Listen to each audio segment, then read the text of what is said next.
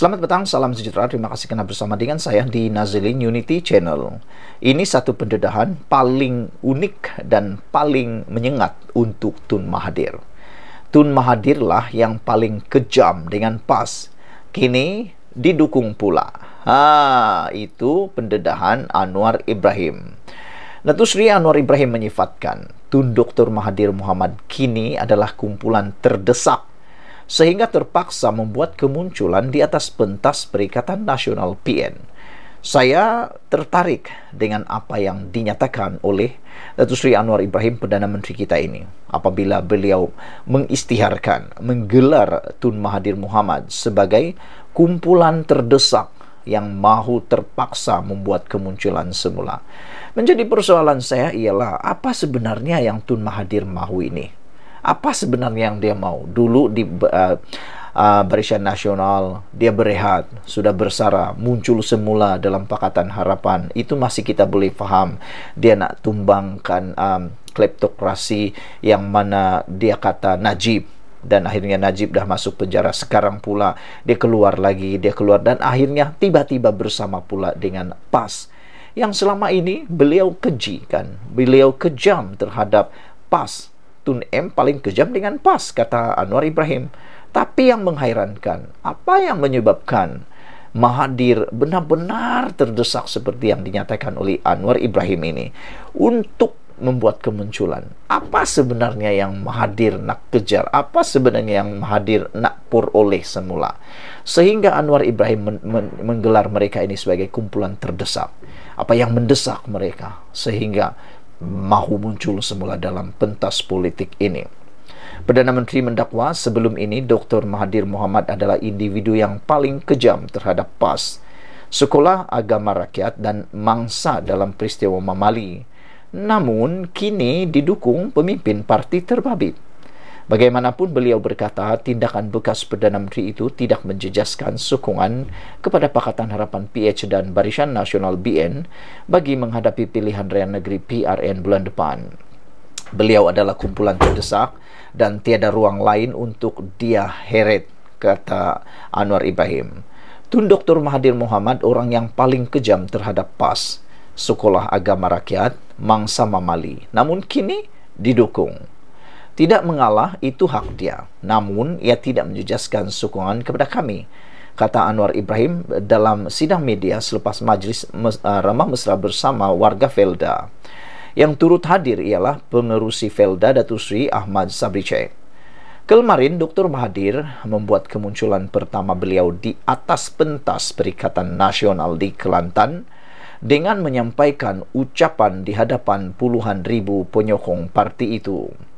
Bekas Perdana Menteri itu yang memakai kemeja putih dan turut menyarung jaket PAS berharap semua pengundi akan keluar menunaikan tanggungjawab masing-masing bagi memberi kemenangan kepada Perikatan Nasional kelak.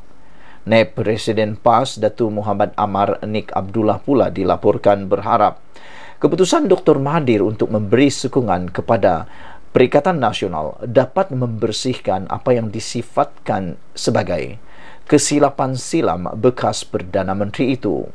Muhammad Amar dipetik berkata setiap orang yang mempunyai sejarah tersendiri dan boleh diterima jika individu itu sudah berubah. Agak memalukan jugalah perkara-perkara seperti ini berlaku terutamanya kepada Tun Mahathir Mohamad, sehingga beliau sanggup untuk kembali semula dan berkawan dengan musuh yang paling beliau kejami, kata Anwar Ibrahim. Sekian dulu untuk kali ini, ikuti terus ulasan selepas ini. Selamat petang, salam sejahtera. Terima kasih karena bersama dengan saya di Nazilin Unity Channel. Ini satu pendedahan yang pastinya menyakitkan hati untuk Azmin Ali dan juga membingungkan semua penyokong Parti Perikatan Nasional dan khususnya para pengikut Noh Omar di Selangor. Pertanyaan besar ialah, adakah Noh Omar tak mahu Azmin jadi Menteri Selangor? Menteri Besar Selangor? Wah, ini pertanyaan besar yang pastinya perlu dijawab oleh Azmin Ali, Noh Omar, Muhyiddin Yassin. Siapa yang akan menjadi Menteri Besar di Selangor? Dan dengan pendedahan ini, maka ianya menjadi lebih pertanyaan besar. makin membuatkan kita tertanya bukan mendapat jawaban. Noh Omar tak mahu Azmin Ali jadi Menteri Besar Selangor, itu persoalan daripada Sabudin. Bekas pengerusi UMNO Selangor, Noh Omar, entah mimpi apa-apa. Tiba-tiba saja membangkitkan tentang kedudukan serta jawatan Menteri Besar daripada parti yang sudah ditinggalkannya, yaitu UMNO. Kata beliau, jika UMNO tidak bersama dengan PH, parti itu akan mendapat jumlah kerusi yang lebih besar dalam PRN akan datang ini. Kalau UMNO memilih bersama PN, parti itu sekurang-kurangnya akan beroleh 20 kerusi untuk mereka tandingi. Selebihnya barulah untuk PAS dan Bersatu. Kalau menang, confirm calon Menteri Besar daripada UMNO sebab ada 20 kerusi, kata beliau lagi. Tapi, sedih sekali. Dengan bersama PH, UMNO umpama melukut di tepi gantang kerana hanya dibenarkan atau diberikan 12 kerusi saja, ujar beliau. Dengan bertanding 12 kerusi itu, Noh juga menyifatkan UMNO bukan lagi parti untuk orang-orang Melayu berteduh, tetapi mendakwa sudah dibocorkan oleh Zahid Hamidi. Yang menjadi tanda tanya besar saya di dalam isu ini ialah sejauh mana pastinya Noh Omar terhadap pembahagian kerusi kalau UMNO masih bersama dengan Bersatu. Kerana dalam parti Bersatu semuanya ialah tentang komposisi kaum yang ada dalam parti Bersatu.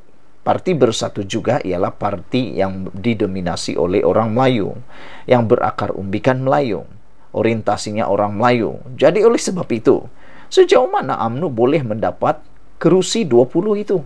Adakah Bersatu akan memberikan, ataupun lagi teruk lagi, UMNO tak akan dapat 12 kerusi kalau bersama dengan parti Bersatu?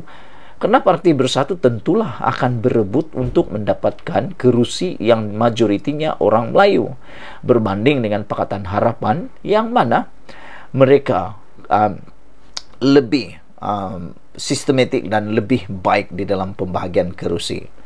Jadi persoalan dia, sejauh mana yakinnya Noh Omar kalau UMNO bersama Perikatan Nasional boleh dapat 20 kerusi? Saya tak yakin, dan saya tak yakin langsung mereka akan dapat 20 kerusi. Bahkan 12 kerusi pun belum tentu diberikan oleh Perikatan Nasional kepada UMNO kalau UMNO bersama dengan Perikatan Nasional. Menjadi persoalan sekarang ialah Noh Omar nih masih rindu dengan UMNO lagi ke? Dalam hal ini, Noh Omar sepatutnya tidak lagi membangkitkan kemungkinan UMNO patut bersama dengan Perikatan Nasional, kerana sejak keputusan PRU 15 lalu, parti itu sudah pun membuat ketetapan untuk bersama dengan PH bagi membentuk kerajaan perpaduan, sebagaimana perkara itu telah pun dititahkan oleh Yang di-Pertuan Agong. Tindakan Noh terus membangkitkan jika UMNO memilih bersama PN pada ketika itu tidak lebih hanya menggambarkan kerinduannya yang masih mendalam kepada UMNO. Walaupun sejak dipecat daripada parti itu, beliau sudah memilih untuk memberi sokongan kepada Perikatan Nasional. Selain itu, dengan mengatakan UMNO akan memperoleh jawatan Menteri Besar jika parti itu bersama Perikatan Nasional, turut memberi gambaran penolakan dalam jiwa Noh sendiri terhadap calon Menteri Besar daripada Perikatan Nasional, yaitu Azmin Ali. Meskipun tidak diumumkan secara rasmi, malah PN juga menetapkan tiada poster dalam PRN Selangor, namun bukanlah rahsia lagi bahawa Azmin Ali merupakan calon pilihan sebagai Menteri Besar dalam blok pembangkang itu. Muhyiddin selaku pengerusi Perikatan Nasional dan Presiden Bersatu diberitakan begitu kukuh dan tidak berganjak pendiriannya mahukan Azmin mengisi jawatan Menteri Besar jika gabungan itu beroleh kemenangan. Untuk itu, terlanjur sudah bersama PN, Noh tidak sepatutnya lagi memperlihatkan kecenderungan yang berterusan mahu kerusi Menteri Besar diisi oleh pemimpin lain atau menimbulkan persepsi UMNO boleh memperolehnya. Beliau seharusnya menyokong dan mendukung penuh, Azmin Ali bukan menimbulkan gambaran atau persepsi lain yang hanya memperlihatkan golodak cetusan dalam jiwanya yang menolak dan tidak mahu pengerusi Perikatan Nasional Selangor itu, yaitu Azmin Ali, untuk menjadi Menteri Besar. Lebih daripada itu, memberi gambaran dengan bersama Perikatan Nasional dan kemudian bertanding 20 kerusi akan memberi jaminan UMNO bakal mendapat jawatan Menteri Besar adalah tidak tepat sama sekali. Meski 20 kerusi mungkin ditandingi, boleh menangkah mereka kedua 20 kerusi itu? Berapa kerusi yang mampu mereka menang? Mereka mungkin boleh bertanding 20, tapi belum tentu lebih menang lagi. Silap-silap sikit, Perikatan Nasional bersatu akan bagi UMNO kerusi yang mana tidak selamat dan confirm bunuh diri, confirm mati. Jadi di mana letaknya kebenaran yang dikatakan oleh Noh Omar itu? Lupakah Noh Omar malah ketika beliau mengetahui UMNO Selangor sebelum ini pun berapa kerusi mampu dimenangi partai itu? Noh Omar patut kembali semula kepada patut kembali semula kepada sejarah perjuangan beliau bersama dengan UMNO sebelum ini. Berapa kerusi yang mereka telah menangi dalam PRU, dalam PRN Selangor yang terakhir, yang diketuai oleh Noh Omar sendiri. Kalau betul dia mampu menang 20 kerusi, maka dengan maksud itu mereka sudah jadi kerajaan di Selangor. Tapi tak menang 20 kerusi pun. Apapun, hati-hatilah hati-hatilah Azmin.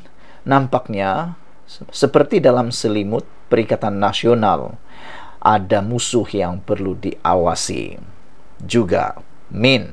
Azmin Ali maksud di sini, tanyalah Noh Omar, kenapa dia masih belum menjadi ahli bersatu atau PAS sehingga sekarang? Ini persoalan yang perlu ditanya kepada Noh Omar. Kenapa dia masih belum menjadi ahli bersatu atau PAS sehingga sekarang? Adakah agenda tersembunyi? Sekian dulu untuk kali ini. Jangan lupa tinggalkan komen Anda, tekan butang subscribe. Kita jumpa lagi. Bye-bye. Selamat petang, salam sejahtera. Terima kasih karena bersama dengan saya di Nazilin Unity Channel. Masih lagi bercerita tentang skandal RII, perlombongan RII haram yang berlaku di Sik Kedah. Kali ini benar-benar memberikan kita pertanyaan besar. Timbul tanda tanya besar dalam kepala otak kita. Dua pribadi yang selama ini dicari-cari tak jumpa lagi. Persoalannya, kehilangan dua warga China itu kini jadi tanda tanya. Di mana mereka pergi dan siapa yang tahu mereka pergi? Kerana dua ini akan menjadi saksi paling dikehendaki. Ikuti terus ulasan kali ini. Anda pasti terkejut dengan pendedahan dua warga China ini yang menjadi tanda tanya di dalam spekulasi, di dalam skandal RII melibatkan perlombongan haram yang telah pun didedahkan oleh SPRM baru-baru ini. Sebelum kita teruskan, bantu saya kembangkan channel ini dengan tekan butang subscribe, share video ini, dan juga tinggalkan komen Anda. Pendedahan kewujudan dua warga China yang dibawa masuk ke negara ini oleh Perbadanan Menteri Besar MBI Kedah untuk melakukan kerja mengorek unsur nadir bumi RII di Bukit Enggang Sik terus menjadi tanda tanya apabila tiada pihak mengetahui kedudukan mereka ketika ini. Menurut sumber, dua individu yang dikenali sebagai So Lai Fat dan Huang Zie dikatakan masuk ke negara ini bersama kumpulan pekerja warga China, Myanmar dan Nepal antara tahun 2021 hingga tahun lalu. Difahamkan, kumpulan pekerja terbabit mempunyai kepakaran dalam kerja menggali dan mengekstrak RII kerana pernah terbabit dalam aktiviti melombong bahan berkenan di China dan beberapa negara serantau seperti Myanmar dan Vietnam. Dua warga China itu adalah watak utama dalam kegiatan melombong RII di Kedah berbanding pekerja asing lain, kerana mereka ada pengalaman luas dalam kegiatan menggali RII di negara asal. Selain pernah melombong RII di China, Mereka juga dikatakan terbabit dalam kegiatan sama di Myanmar beberapa tahun lalu sebelum dibawa ke Kedah oleh syarikat yang melakukan eksplorasi di Bukit Enggang. Bersama kumpulan pekerja mahir warga Myanmar dan Nepal yang lain, mereka memiliki kemahiran menggali dan mengekstrak REE dengan cepat, katanya ketika ditemui Berita Harian. Januari lalu, operasi khas Jabatan Perhutanan Negeri Kedah, JPNK, serta Jabatan Mineral dan Geosains menahan 52 lelaki warga tempatan dan asing kerana disyaki terbabit dalam aktiviti penerokaan REE secara haram di kawasan hutan simpan Bukit Enggang. Dalam operasi itu, JPNK turut menyita beberapa perlibatan dan jentera digunakan kumpulan terbabit dipercayai bagi melakukan kerja menggali serta mengekstrak bahan REE terbabit. Berikutan itu, pada 13 April lalu, 40 individu termasuk 35 warga asing didakwa di Mahkamah Session Baling atas pertuduhan menceroboh hutan simpan Bukit Enggang Sikh. Loy Fat dan Huang Ziyi bersama kumpulan individu itu didakwa atas kesalahan memasuki kawasan hutan tertutup, iaitu Kompartmen 12 Hutan Simpan Bukit Enggang tanpa memiliki permit sah antara jam 9 malam pada 31 Januari lalu hingga jam 3 pagi 1 Februari lalu. Semua mereka kemudian dibebaskan dengan jaminan mahkamah. Sumber itu menambah, kegiatan melombong dan mengekstrak REE memerlukan kumpulan pekerja mahir serta berpengalaman kerana bahan itu perlu diproses dalam tempoh masa tertentu bagi mendapatkan hasilnya. Katanya, tiada pekerja di dalam negara ini mempunyai kemahiran untuk bekerja di dalam aktiviti melombong REE kerana industri berkenaan belum pernah wujud secara sah di Malaysia setakat ini. Jika ikut kaedah melombong REE di China, Myanmar atau di Vietnam, tanah yang mengandungi REE akan dikorek dan terus diekstrak bagi mendapatkan hasil akhir di fasiliti yang dibina berdekatan tapak lombong. Bagaimanapun dalam kes di Kedah, tanah dikorek di Bukit Enggang terpaksa diekspor ke kilang terdekat berkemungkinan di Myanmar sebelum hasil akhir REE dihantar ke China. Jadi bagi memastikan tanah mengandungi bahan REE itu tidak rosak, proses berkenaan perlu dilakukan dengan cepat oleh kumpulan pekerja mahir di bawah seliaan 2 warga China yang menjadi ketua terbabit. Berikutan itu, 2 lelaki warga China terbabit dikatakan diambil MBI Kedah untuk bekerja di tapak melombong REE di Bukit Enggang. Namun difahamkan gaji mereka dibayar pihak syarikat yang mendapat lesen eksplorasi.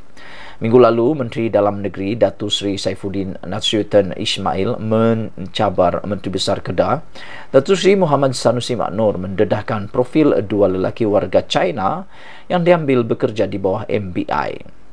Saifuddin turut mendedahkan mengikut rekod Jabatan Immigration, 2 individu terbabit masuk ke negara ini di bawah pas lawatan ikhtisas sebagai staf pengurusan profesional dengan MBI adalah majikan mereka.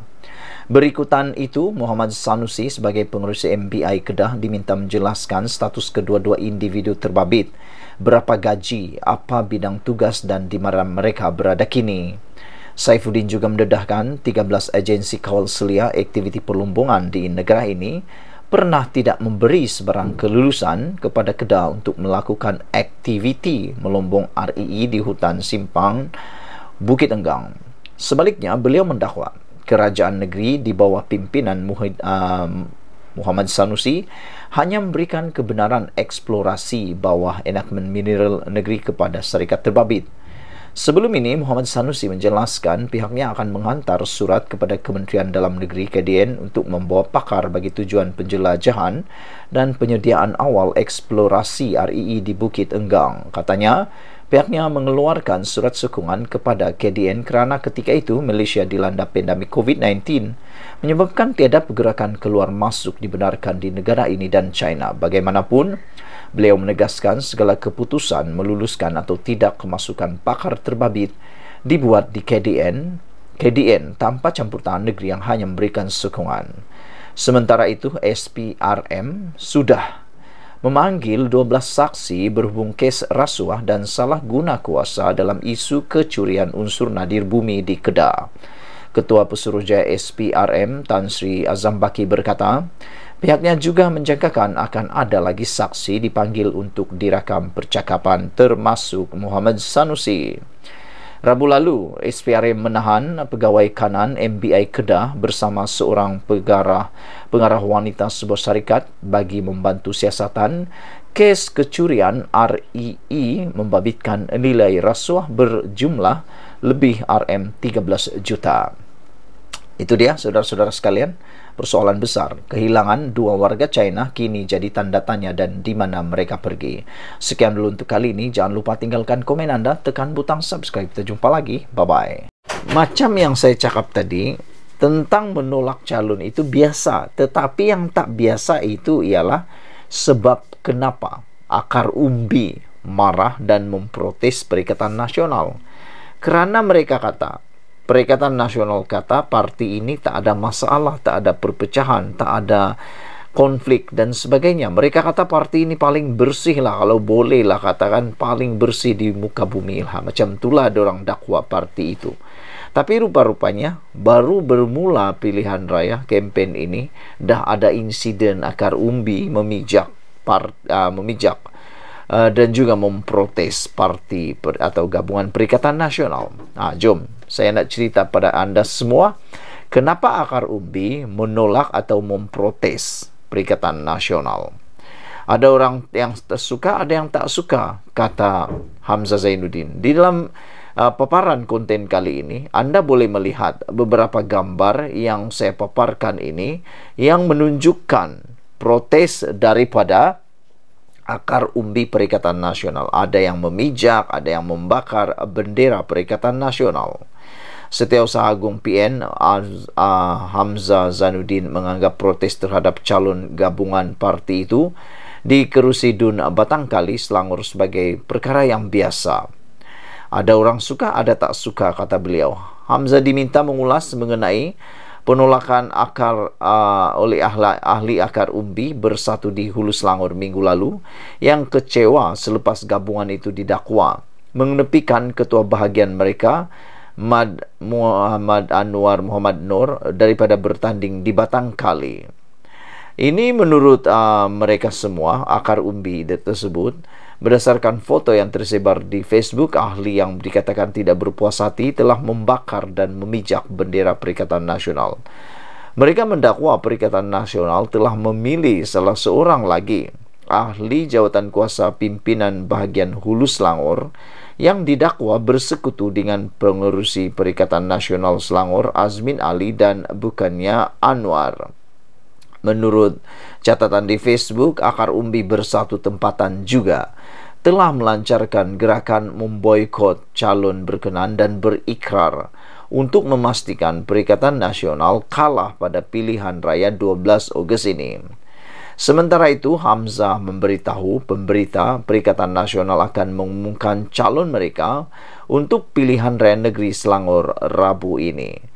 Pengumuman itu akan dibuat semasa acara yang diadakan di Taman Medan Petaling Jaya pada 8 malam nanti. Saudara-saudara sekalian, apabila tindakan memboikot sehingga ada tindakan membakar dan memijak bendera parti tersebut, itu boleh dianggap satu tindakan yang benar-benar membuatkan mereka marah. Ada yang mereka sangat marah, dan mengikut laporan ini mereka memboikot, mereka membakar, mereka memijak bendera tersebut kerana mereka mendakwa Perikatan Nasional telah memilih seorang lagi ahli jawatan kuasa pimpinan bahagian Hulu Selangor yang didakwa bersekutu dengan pengerusi PN Selangor Azmin Ali dan bukannya Anwar. Mereka, menurut catatan di Facebook, akar umbi bersatu tempatan juga telah melancarkan gerakan memboikot calon berkenan dan berikrar untuk memastikan Perikatan Nasional kalah pada pilihan raya 12 Ogos ini. Sekian dulu untuk kali ini. Jangan lupa tinggalkan komen Anda. Apa komen Anda tentang isu kali ini? Kita jumpa lagi. Bye-bye.